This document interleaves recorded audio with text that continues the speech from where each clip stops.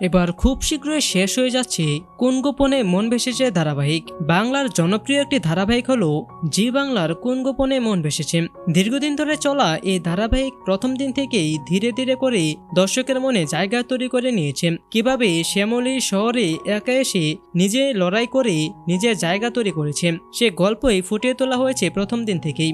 ধারাবাহিকটির শুরু থেকেই শ্যামলী এবং অনিকেতের জীবনের নানান উঠাপড়ার গল্প তুলে ধরা হয়েছে।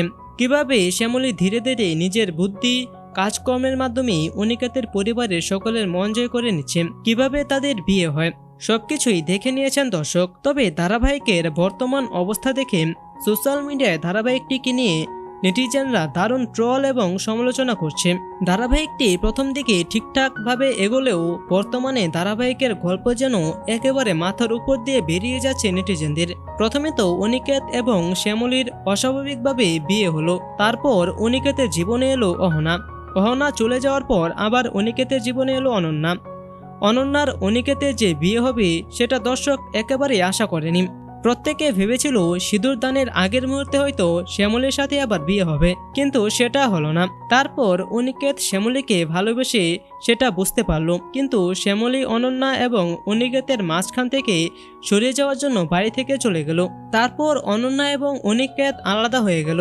এখন আবার ধারাবাহিকে দেখানো হচ্ছে শ্যামলীর সঙ্গে বিয়ে হচ্ছে চন্দ্রাশিস বাবুর, যে কিনা শ্যামলী থেকে বয়সে অনেক বড়।